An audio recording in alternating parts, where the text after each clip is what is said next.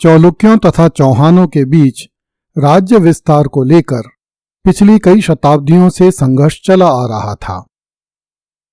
चौहान शासक अर्णोराज के समय में यह संघर्ष अपने चरम को पहुंच गया। हालांकि राजा अर्णोराज इस संघर्ष को बढ़ाना नहीं चाहता था, क्योंकि अर्णोराज अपने राज्य का विस्तार मालवा की तरफ करना चाहता था, जबकि गुजरात का चालुक्य शासक सिद्धराज जयसिंह अपने राज्य का विस्तार राजस्थान की ओर बढ़ाना चाहता था। इस कारण दोनों राज्य एक दूसरे से लड़कर राष्ट्र की क्षति करने में लग गए। ईस्वी 1134 में सिद्धराज जयसिंह ने अजमेर पर आक्रमण किया, किंतु अर्णोराज ने उसे परास्त कर दिया। इसके बाद हुई संधि के अनुसार सिद्धराज जयसिंह ने अपनी पुत्री कांचन देवी का विवाह अर्णोराज से कर दिया। इससे दोनों राज्यों के बीच कुछ समय के लिए सुलह हो गई। ईस्वी 1142 में चालुक्य कुमारपाल चालुक्यों की गद्दी पर बैठा तो चाहमान चालुक्य संघर्ष फिर से तीव्र हो गया। विख्यात लेखक एवं व्याकरणाचार्य जैन मुनि हेमचंद्र ने लिखा है कि अर्णोराज ने कुछ राजाओं को एकत्रित करके गुजरात पर धावा बोल दिया। अर्णोराज आक्रामक था और उसने चाहड़ से मिलकर गुजरात के सामंतों में फूट डाल दी तथा कुमारपाल की स्थिति को गंभीर बना दिया। हरविलास शारदा के अनुसार अर्णोराज अपने ससुर सिद्धराज जयसिंह के दत्तक पुत्र बाहड़ को गुजरात का राजा बनाना चाहता था। इसलिए उसने ईस्वी 1145 में कुमारपाल पर आक्रमण कर दिया। इस युद्ध में राजा कुमारपाल हार गया तथा उसने अपनी बहन देवल देवी का विवाह अर्णोराज के साथ कर दिया। अर्णोराज तथा कुमारपाल के बीच दूसरा युद्ध ईस्वी 1150 के आसपास हुआ। जयसिंह सूरी, जिनमंडन, चरित्र सुंदर तथा प्रबंध कोश के अनुसार एक समय अर्णोराज और उसकी स्त्री देवल देवी, जो कि कुमारपाल की बहन थी, चौपड़ खेलते समय हास्य विनोद में एक दूसरे के वंश की निंदा करने लगे। हास्य विनोद वैमनस्य में बदल गया, जिसके फलस्वरूप देवल देवी ने अपने भाई कुमारपाल चालुक्य को अपने पति अर्णोराज चौहान पर आक्रमण करने के लिए उकसाया। कुमारपाल ने अर्णोराज पर आक्रमण कर दिया।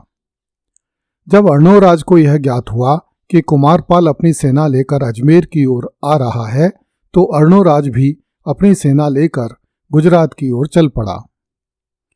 आबू के निकट दोनों सेनाओं में युद्ध हुआ, जिसमें कुमारपाल ने अर्णोराज को परास्त कर दिया।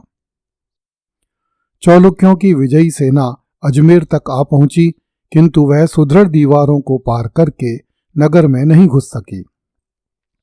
कुमारपाल को हताश होकर अजमेर से लौट जाना पड़ा। कुछ समय बाद एक बार फिर अर्णोराज ने अपनी विफलता का बदला लेने की योजना बनाई।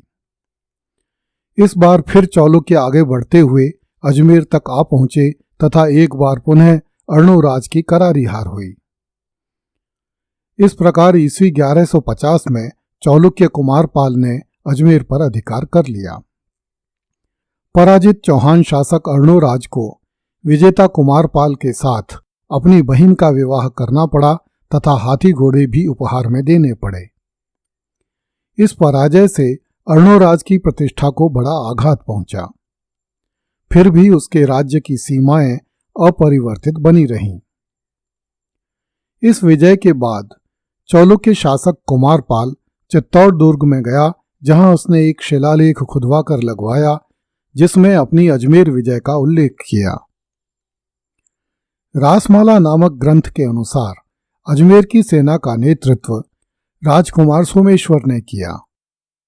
राजकुमार सोमेश्वर चालुक्यों का भांजा था, इस कारण कुमारपाल की सेना में युद्ध के दौरान संशय बना रहा। किंतु जब चौहान अर्णोराज लोहे की एक बर्छी के लग जाने से घायल होकर गिर गया, तो युद्ध अचानक ही समाप्त हो गया और चालुक्यों की अकस्मात विजय हो गई। चौहान शासक राजा अर्णोराज के 3 पुत्र थे।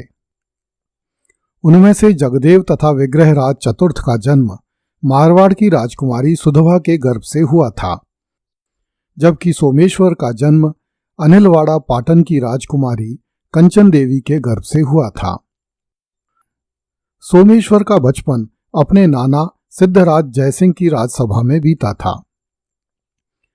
चालुक्यों के हाथ लगातार दूसरी बार मिली पराजय से चौहानों की प्रतिष्ठा को बड़ा धक्का लगा, किंतु कुछ समय बाद ही चौहान शासक अर्णोराज ने गजनवियों को परास्त करके अपनी खोई हुई प्रतिष्ठा पुनः प्राप्त कर ली।